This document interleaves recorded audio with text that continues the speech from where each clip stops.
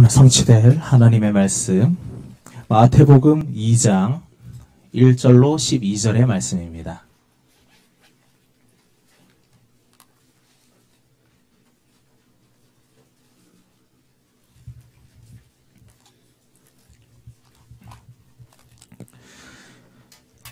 제가 먼저 1절을 읽도록 하겠습니다. 헤로드 왕 때에 예수께서 유대 베들레헴에서 나심에 동방으로부터 박사들이 예루살렘에 이르러 말하되 유대인의 왕으로 나신 이가 어디 계시냐? 우리가 동방에서 그의 별을 보고 그에게 경배하러 왔노라 하니 헤로드 왕과 온 예루살렘이 듣고 소동한지라. 왕이 모든 대제사장과 백성의 서기관들을 모아 그리스도가 어디서 나겠느냐 물으니 이르되 유대 베들레헴이 오니 이는 선지자로 이렇게 기록된 바 또 유대 땅 베들레헴아 너는 유대 고을 중에서 가장 작지 아니하도다. 내게서 한 다스리는 자가 나와서 내 백성 이스라엘의 목자가 되리라 하였음이니이다. 이에 헤롯이 가만히 박사들을 불러 별이 나타난 때를 자세히 묻고 베들레헴으로 보내며 이르되 가서 아기에 대하여 자세히 알아보고 찾거든 내게 구하여 나도 가서 그에게 경배하게 하라. 박사들이 왕의 말을 듣고 갈새 동방에서 보던 그 별이 문득 앞서 인도하여 가다가 아기 있는 곳 위에 머물러 서 있는지라. 그들이 별을 보고 매우 크게 기뻐하더라. 집에 들어가 아기와 그의 어머니 마리아가 함께 있는 것을 보고 엎드려 아기께 경배하고 보배압을 열어 황금과 유향과 몰약을 예물로 드리니라. 그들은 꿈에 예로 돌아가지 말라 지시하심을 받아 다른 길로 고국에 돌아가니라. 아멘. 오늘 말씀 나의 BC와 나의 AD 기점 역사를 이야기하죠. 하나님은 역사의 모든 중심, 역사의 주관자, 역사의 주인이라는 그 사실은 양보하지 않으신다. 그렇게 말씀드렸습니다. 어젯밤에는 이 말씀, 이 본문을 가지고 동방박사가 아기 예수께 경배하며 드리는 예물, 그것이 황금과 유향과 몰약이라고 그랬습니다. 황금과 유향과 몰약은 그리스도께 드리는 예물이었어요. 황금은 왕에게 드리는 예물입니다. 유향은 제사장만이 하나님께 제사를 드릴 때 사용할 수 있었고 유향은 제사장에 드리는 예물이었어요. 그리고 몰약은 선지자에게 드리는 예물인데 그 의미는 선지자는 하나님의 말씀을 백성들에게 증거하는 자들 아닙니까? 그 하나님의 말씀을 증거할 때에 썩지 않고 변질되지 않는 하나님의 말씀을 증거하라. 그런 의미에서 선지자에게 드리는 예물입니다. 그렇다면 황금과 유향과 몰약을 동방박사들이 아기 예수님께 드릴 때는 무엇이 고백되어진 겁니까? 그 배후에 이 아기 예수님이 그리스도다. 그거에 대한 증거입니다. 예수님은 그리스도십니다. 사탄을 이길 왕이십니다. 모든 죄 문제를 해결하신 참 제사장입니다. 하나님을 만나는 길을 열어주시는 참 선지자입니다. 제사장은 백성들을 대표해서 하나님 앞에 서는 사람을 이야기하고 선지자는 하나님을 대리해서 백성들 앞에 서는 자를 얘기합니다. 예수님이 그렇게 하나님 앞과 인간들 앞에서 중보자가 되셔서 그리스도의 일을 십자가 위에서 완성하셨습니다. 이 그리스도라는 이 단어 자체는 히브리어로는 메시아라는 단어예요. 이게 구약이 히브리어로 기록되어 있거든요. 그래서 메시아라고 나오고요. 신약은 그리스어 헬라어로 기록되어 있어요. 그래서 헬라어로는 그리스도가 되는 겁니다. 그 두 뜻은 메시아, 그리스도 뜻은 구세주라는 뜻입니다. 세상을 구원할 자, 구세주. 그런데 이 메시아 그리스도의 예언이 수천 년 전부터 예언된 게 아니에요. 지구가 생기고 난 다음부터 바로 예언된 겁니다. 저기 아담이 하나님께 지음을 받고요. 그 다음에 사단의 유혹을 받아서 타락할 때 이 기간은 아무도 알 수가 없어요. 그 기간이. 그리고 창세기 3장 아담이 타락하고 난 다음에 계속해서요. 세월이 흐르고 노아의 시대 직전까지는 이 기간을 알 수가 없어요. 대강 이제 유추해서 알기는 하지만 알 수가 없어요. 아브라함이 그 당시에 바벨탑 시대 당시에 아브라함이 그 바벨탑이 세워지는 그 갈대아 우르 거기서 하나님의 부름을 받고 한 민족이 되어서 그리고 그 민족을 통해서 구속사를 이루고 간다는 하나님의 언약을 받을 때 아브라함은 BC 2500년 정도의 사람이었어요. 그때까지는 있어요. 문서나 여러분들이 잘 아는 함무라비 법전 같은데 아브라함과 하란 막 이런 이제 서판 같은데 고고학적 발굴을 해 보면은 서판 같은 데는 많이 나오는데 그곳에 그때 아브라함과 하란의 이 얘기 그런 얘기가 나옵니다. 기록이. 그러니까 있어요. 그러니까 2500년 전쯤에 이 아브라함이 이 땅에 살았고요. 그 다음에 1000년 후에 모세가 살았어요. 모세야. BC 1000년경에 모세가 살았는데 이 모세는 그때부터 그 시대에 문서로 기록을 했어요. 그러니까 연대를 제대로 아는 거예요. 이렇게 세월이 흐르면서 이렇게 하나님은 메시아를 약속하셨는데 그 메시아는 수천 년 전 얘기가 아니고 지구 생기고 난 다음부터 주어진 언약이란 말이에요. 그 언약이에요. 그 언약을 하나님이 계속 이루어 나가십니다. 노아 시대에는 타락한 인간이 얼마나 부패가 됐는지 하는 생각, 하는 행동마다 사악했어요. 그래서 하나님은 대청소를 하기로 했어요. 기식 있는 이 땅의 생명, 숨쉬고 있는 자 모든 동식물 싹 죽이기로 하세요. 그것이 홍수 사건으로 쓰러졌는데 홍수 사건이 고고학적 발굴이 되어 있죠. 그는 뭐 이렇다 하기도 하고 저렇다 하기도 학자마다 다르게 이야기를 합니다. 그런데 그때에 살 수 있는 길을 하나님이 주셨는데 그게 방주 안에 들어가는 겁니다. 그것이 노아의 방주요.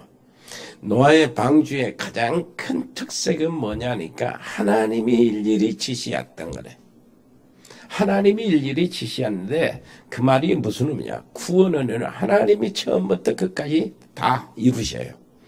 그리고 방주 안에 들어가는 그 짐승이나 사람들을 보면은요. 어떤 사람이냐. 어떤 짐승이냐.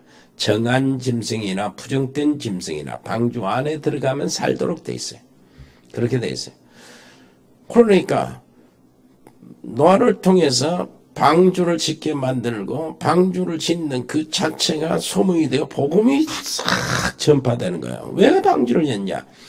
여기에 하나님께서 이 세상을 물로 쓰리하는데 싹 쓰리하고 대청소를 하는데 방주에 들어오는 자는 다 산다는 거예요. 죄인들이나 의인들이나 할 것 없이요. 어떤 방주 안에 들어와야 살아.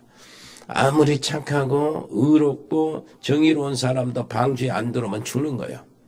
아무리 정말로 죄가 많고 그래도 방주 안에 들어오면 사는 겁니다. 그래서 방주라는 게 뭐냐니까 시대에 딱 흐르고 난 다음에 창세기 3장 15절 여자의 후손에 대한 언약적 표현이에요. 방주. 같은 말입니다. 그리고요, 이스라엘 백성들이 쫙 해서 바벨탑 시대에 왔잖아요. 하나님께 대적하는 거예요. 인간들이 다 모여서. 왜 그러냐니까 큰 탑을 높이 쌓아서 우리 자리를 하늘에 닿게 하자.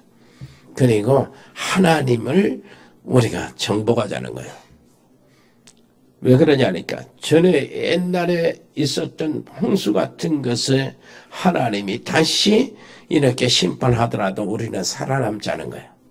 그게 바벨탑입니다. 하나님을 대적하는 거.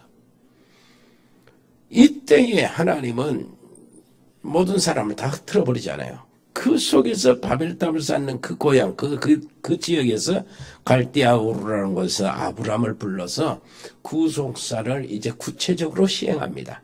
한 민족을 세워가지고 그 민족을 혈통 속에 메시아를 보내고, 그리고 이 혈통을 통해서, 이 메시아를 통해서 모든 만민이 구원을 얻을 것이다. 이것을 아브라함을 부르실 때 바로 언약을 주셨어요. 내가 너로 큰 민족을 이루고 네 씨로 말미암아 모든 민족이 구원을 받도록 하겠다. 그 언약 잡고 아브라함이 나오는 거예요. 이 언약이 이삭과 야곱과 요셉을 통해서 전달되더니 요셉이 애굽으로 이주하면서 한 민족이 구성이 됩니다. 그때에 한 민족 애굽 속에 있는 이스라엘은 노예의 고통을 받아요. 그때 노예에서 해방받는 그 길로 뭘 주십니까? 어린 양의 피 의미를 주셔요. 희생제사, 그리고 유월절 어린 양, 어린 양의 피. 이것이 또 여자의 후손의 언약적 표현이요. 다른 표현이라고. 똑같습니다. 무슨 말인지 알겠죠? 이스라엘 백성들이 그 가나안 땅에 들어가서 가나안을 정복하고 한 민족이 되고 국가를 세우는데 세월이 흘러요. 근데 그 백성들은 하나님의 언약을 다 잃어버려. 무시하고 내버립니다. 오히려 하나님을 섬기는 걸 거부하고 우상들을 막 받아들여요. 그 지역의 우상들 받아들여 하나님은 어쩔 수 없어요. 그걸 흩트려야 돼. 그래서 강대국들을 통해서 그들이 포로 생활을 하게 되는 겁니다. 포로 생활하면 어쩔 수 없이 가기 싫어도 가야 되니까 그 나라 중심 옆에. 그래가지고 다니엘이나 이런 사람들이 복음을 전하는 거예요. 여호와의 이름을 증거하는 거예요. 그때도 하나님은 포로에서 살아남는 길을 주셨어요. 그것이 이사야 7장 14절 보라 처녀가 잉태하여 아들을 낳을 것이요 그 이름을 임마누엘이라 하리라. 이것이 또 창세기 3장 15절 여자의 후손의 언약적 다른 표현이란 말. 이 백성들은 계속해서 이렇게 한 역사 속에 이제 전제 하나님의 놀라우신 보호를 받고 오다가 그거 어쩔 수 없어요. 또 로마의 속국이 되는 거예요. 로마 시대는 이리저리 시달리고 다 속국이 돼요. 언약을 놓치고 언약을 잃어버리고 언약을 무시할 때만 이스라엘 백성들이 고통을 당해요.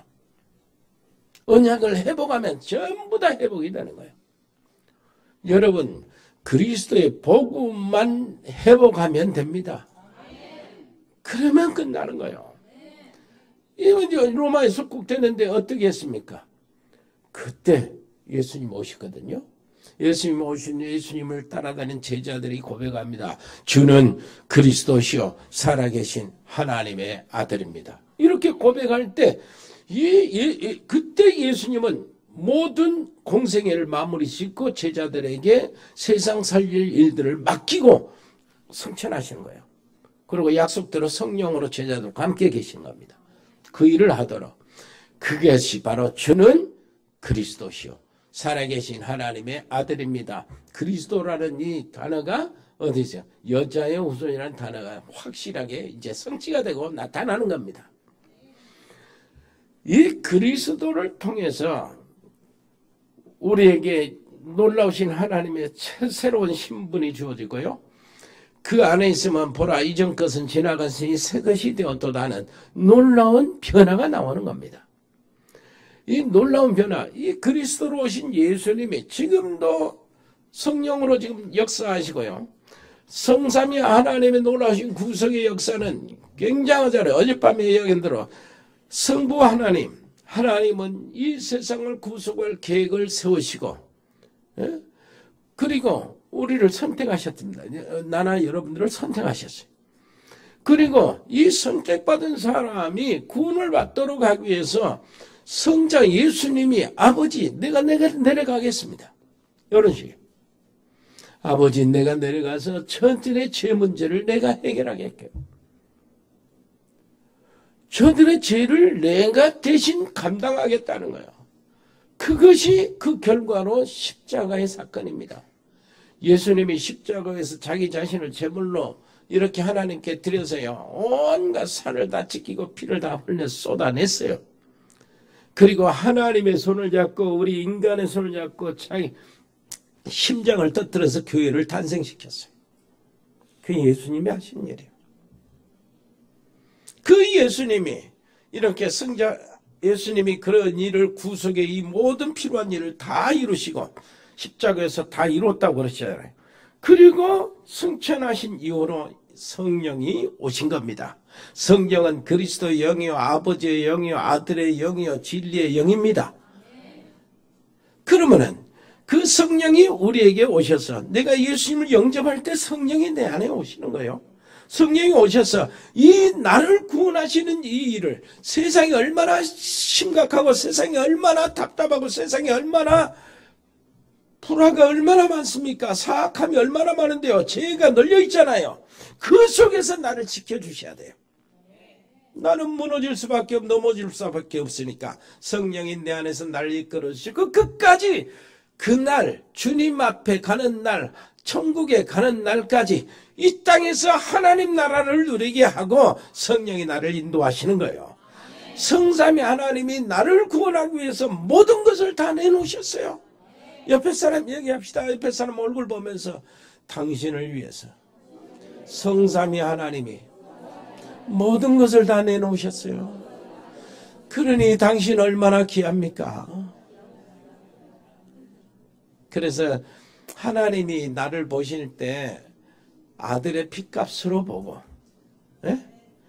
아들 하나님이 나를 보실 때는 성부 아버지께서 선택하셔가지고 특별히 구원 주기로 작정된 사람, 이렇게 보니까, 자, 아들은 그랬어요. 내가 가서 저들의 모든 죄 문제, 저주 문제를 내가 해결하겠습니다. 그러면은 아버지가 그러는 거예요. 그래, 너한테 오는 자들은 내가 전부 다 아들로 자녀로 받아들이겠다. 그렇게 했어요. 성령 하나님은 그러면은 내가 저들을 끝까지 내가 지키겠습니다. 이렇게 한 거예요. 성삼위 하나님의 계약이 성취된 것이 그리스도 안에서 됐다니까요. 얼마나 멋진 얘기입니까? 그래서 그리스도가 탄생하는 날 오늘이라니까. 그리스도께서 육신을 입고 오시는 날 오늘이라고. 그러면 그 예수님을 영접하는 순간에 나는 어떻게 됩니까? 예수님 탄생하시기 이전에 나, 예수님 오시고 난 다음에 이전에 나, 그게 거기서 적용이 되는 거예요. 자, 역사라는 게 있죠. 세계 역사가 있죠. 교회라는 역사가 있죠. 우리 민족의 역사가 있죠. 그와 반면에 내 개인의 역사가 있고 가정의 역사가 있어요. 내 개인의 역사의 중심도 그리스도가 돼야 된다. 내 안에 예수님이 들어오실 때 빛이 예수님 내가 만나기 전에 나의 삶, AD 예수님 오고 난 다음에 나, 그것이 시점이 바꿔진단 말이에요. 그래서 나의 BC와 나의 AD가 구별이 돼야 돼요. 나는 어떤 줄 아십니까? 24살 때 인생이 그때까지 얼마나 갈등이 많았는데요. 막 고등학교 다니면서 한겨울을 거의 다 한 나가고 바깥에 쏴다니는 것이 거의 반은 됐으니까. 그리고 뭐 학교 선생님이요. 근데 또 농구를 안 나왔습니까? 농구. 그러면 이제 농구를 뭐 하냐니까 농구는 그 뭐 옛날에 그 변소 있잖아요. 오물 파다가 이제 배추 심어놓고 무 심어놓으면 그거 다 추잖아요. 그럼 그 들어가서 우리는 고무신 까만 고무신 있죠. 그거 가지고 이제 퍼서 이제 주고 막 그랬거든. 어쩔 수 없어 해야 되니까. 그런데 학교에 딱 들어와서 뭐라고 하냐니까 우리 최소원의 선생님이 뭐라고 하냐. 저기 가난한 사람하고 잘 사는 사람하고는 똥부터 다르다는 거예요. 잘 사는 사람 집안의 똥이 걸음이 좋다는 겁니다. 나는 이제 가난하잖아요. 근데 신경을 내가 먼저 신경을 낼 거 있어요. 그러니까 그 정도로 내가 이게 뭐 예민하고 이제 사춘기가 마찬 심했다는 게 책상을 딱 들어게 개시 하고 나 바깥에 나가버리고 막 그랬어. 맞아 죽지 아니라고 다행이었어. 그때는 선생님들이 몽둥이로 때려도요 아무 소리, 부모들도 아무 소리 못해요. 요즘에 교육 다 바꿔졌어요. 선생님들의 매는요 정말로 필요합니다. 정말로 필요해요. 이게 뭘 몰라 지금. 부모님의 잔소리 교육은요 가장 좋은 교육이요.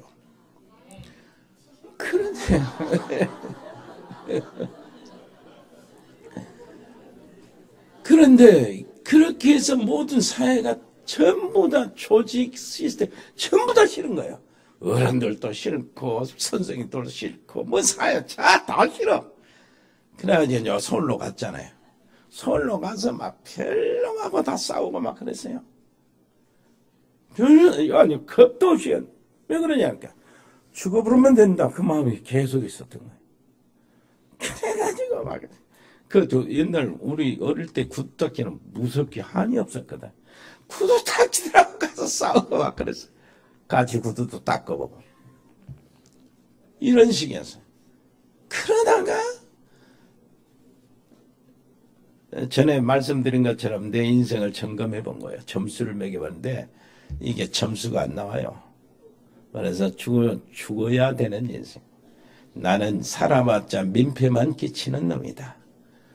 그래가지고 이제 죽으러 고향 목포로 갔어요. 그때가 24살, 3살, 24살 때요. 그래가지고 죽으러 이제 노족봉으로 유달산으로 들어가 올라가는 길목에 기독교 서점에 딱 유리창 여기 보니까 책들이 꽂아 있더라고. 단권적 조그만 책들. 요만한 책들, 요만한 책들. 요만한 책. 두껍지도 않아요. 딱 보니까 내 눈에 들어오는 것이 5일의 결단. 이런 책 제목이 있어요. 나중에 알고 보니까 조용기 목사, 그 저드마. 그 참, 언제 죽으러 가니까 책이라도 한번 읽어보자. 아주 이제 노족봉에 가서 읽어봤어요. 그런데 무엇이 있는 거예요? 읽어보니까 내가 지금 알지 못하는 뭔가 다른 세계가 있어. 분명히 있어. 그러면은 찾아보고 죽어야 될 거 아니야. 확인해보고. 그러고 다시 왔어요. 나 수요일날 친구가 마다 이렇게 나를 끌고 바로 교회로 갔는데 그날 내려오는 날 내 어깨를 딱 채가지고 교회로 와 친구가. 거기서 예배 드리면서 무엇인가 이제 찾기로 결심을 하고 계속 집중을 했어요. 그랬더니 아니 하나님이 만나주시더만. 이야 하나님 만나니까 이게 바로 거기 계셨어요. 나를 지켜보고 계셨어. 너는 이렇게 해서 너무나 힘이 없어. 정말로 공부하고 이렇게 의지할 데 없고 죽을 마음 가지고 이렇게 혹시 이러는데 여기 계셨어 하나님. 그럼 나를 계속 지켜보시고 계셨고 그런 느낌이 와요. 그러니 얼마나 가슴이 찡합니까? 아니 뭔 슬픈 것도 아니고 괴로운 것도 아닌데 눈물이 막 계속 나는 거예요. 그래서 예배드리면서 어떤 사람이 눈물 나는 사람 나는 좀 깊이 자세히 한번 봅니다. 제 진짜 한이 되어가지고 나오는 눈물인가 하나님이 역사에서 나오는 눈물인가 한번 지켜보라고. 그거는 안 잊어버려요. 평생 안 잊어버려요. 거의 기점이 되는 겁니다. 그 다음부터는 얼마나 좋던지 내 간이라도 빼서 다른 사람한테 주고 싶은 마음이 생기는 거예요. 그러면은 거기에 대한 행동은 어떻게 나오냐? 전도지 돌려서 전도할지도 모르거든요. 전도지 그 성경 구절만 있는 칼라 단색으로 있는 전도지가 기도원 성서에 나오는 게 많이 있었어요. 싸기도 하고 가는 데마다 이거 돌리고 다니고 어떻게 그렇게 좋은지 몰라. 그러다가 하나님의 부름을 받고 신학교 가고요. 그러면서 이제 신앙생활을 하는데 목사 되고 난 다음에도 분명히 구원은 받고 하나님이 너무 좋은데 뭐야 신앙생활 하는 것이 목회생활 하는 것이 전부 다 뭐냐 눌리고 갈등이 되는 거예요. 분명히 이제 지옥에서 이제 천국 방향으로 바꿔졌어요. 나는 의롭게 되었고 하나님의 자녀가 되고 분명해. 그런데 신앙생활하고 사는 것이 늘 눌리고 갈등이야. 그래서 내가 하나님을 만나는 그 시점이 나의 인생의 BC, AD 시점이었고 그런데 신앙생활하고 난 다음에 목사가 되어도 무엇인가 아니야. 모자란단 말이야. 무엇인가 눌려요. 괴로워. 그럼 넌 우리 집사람하고 얼마나 다툰 줄 압니까? 여러분들 우리 그때 당시 우리 성도들 몰래 엄청 싸웠어요. 볼 때는 안 싸운 척하지. 신방 가다가도 싸우니까 내 때려 죽이고 싶은 마음 생겨. 이게 난 그 중요한 놈 욕 엄청 먹었어요. 그 자식이 이런 여자 만나게 해가지고 중매해가지고 그러냐. 막 그다 옆에서 자동차 가는데 그 진짜 뭐지. 내 마음 여러분 독하다고 생각하지 마세요. 그때 사단이 역사했으니까. 운전 봉고차 타고 조수석 우리 집사람 타는데 전봇대에 박으로 싶다니까. 말이 안 통하니까 막 그렇게 이중적이었어요. 윗선이고 목사로서 하나님 앞에 뭐예요? 뭐가 없냐? 신앙 양심. 이게 늘 걸리는 거예요. 성도들한테는 위증적인 윗선 이런 것이 걸리고 얘들이 이렇게 보잖아요. 왜 그런 줄 아십니까? 한 가지 없어서 그랬어요. 나중에 알게 된 거예요. 내 열심은 아주 특심을 했거든요. 하나님 말씀대로 산다고 율법에 싹 빠진 거예요. 그리고요 나무는 그 열매를 보고 안다고 해서 그 나의 모든 삶이 도덕 윤리 종교 생활로 쫙 빠진 거예요. 정말로 하나님 앞에 진실하려고. 그러면서 능력이 없으면 안 되잖아요. 능력이 없으면 안 되니까 기도 엄청 했죠. 산기도 금식기도 얼마나 많이 했는지 몰라. 왜 그러냐니까 하나님의 능력을 받아야 된다고. 뭐 하나가 없어서 그래. 기둥이 없어서. 그러니 나도 모르는 사이에 신비주의에 빠지는 거예요. 이런 것입니다. 열심히 하고 애를 쓰는데 조금씩 하나님의 자녀는 굶기 하나님이 굶기지 않잖아요. 그럼 막 이렇게 잘잘한 거 응답은 잘 주시는데 진짜 응답을 안 와. 얼마나 무너질까. 40일 금식까지 들어갔다니까 무엇인가 찾으려고. 방병 나가지고. 그러다가 93년도요. 복음이 무엇인가를 알기 시작한 거예요. 오직 복음만 전하는 우리 단체에 딱 거기에 딱 들어가고 난 다음에 아하 했을 때 모든 것 싹 버렸어요. 아하 맞다. 내가 하나님 앞에 조금 있으면 갈 것인데 하나님 앞에서 너 무슨 말 하다 왔냐 목사로서 했다면은 물어보면은 이랬습니다 저랬습니다 부흥회도 다니고 기도원 부흥회도 다니고 막 이렇게 했습니다. 그건 아무것도 가치가 없을 것 같고 예수님이 그리스도라고 하는 복음만 전하다 왔습니다. 내 말에 능력도 없고 실력이 없어서 다양하게 그것을 설명을 못하지만은 그 말을 또 하고 왔습니다. 하면은 그나마 하나님이 용납할 것 같아. 그 느낌이 오더라니까. 그래서 좋다 하고 오직 복음만 전하니까 모든 것이 다 풀려지는 거예요. 얼마나 깊은지 몰라요. 복음은요, 반복이 아니더라고. 지난번에 예수님 얘기하고 오늘 또 예수님 얘기해도 반복이 아니야. 왜 그러냐면은 우리 지난주에도 우리는 예수님이 필요했어요. 어제도 예수님 필요합니다. 우리 자녀들이 예수님이 필요해요. 무슨 말인지 알겠습니까? 내 팔이 뭐 한 자, 두 자도 못 되잖아요. 이 두 자도 못 되는 내 팔로 내 자녀들을 어떻게 책임집니까? 자녀들은 몇 킬로 바깥에 몇십 바깥에 바다 건너서 있는 단어들이 있는데 주님이 책임져야 되잖아요. 오늘 또 주님이 책임져야 돼요. 오늘 만나는 사람 다르고 내일 만나는 사람 또 다르잖아요. 사람 만날 때마다 주님이 필요하단 말이에요. 그리스도가 필요하니까 그리스도는 반복이 아니고 응답이다요. 요 사실이 막 통한 거예요. 그래갖고 여러분들이 세워진 겁니다. 여러분 옆에 사람 얼굴도 한번 봐보세요. 얼굴 보고 냉정하게 평가해서 이 사람 지금 꼬라지 진짜 있는 사람인데, 예? 전부 다 하나같이. 그런데 복음 때문에 이렇게 바꿔졌잖아요.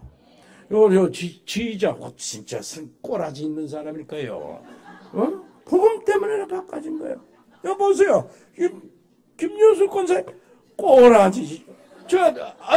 아이고 노미숙 전도사님 그냥 꼬라지. 김민아 권사님 보통이 아닙니다.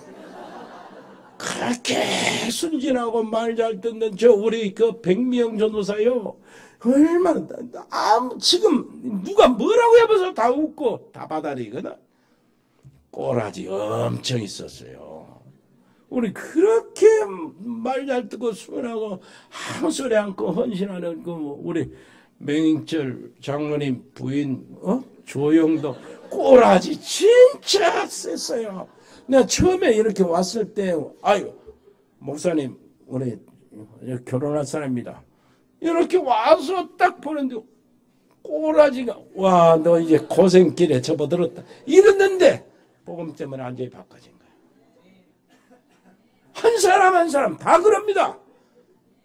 내가 다 이렇게 하면은 진짜 꼬라지들 내가 다 할 수 있어요. 복음이 이렇게 바꿔놓는다니까요.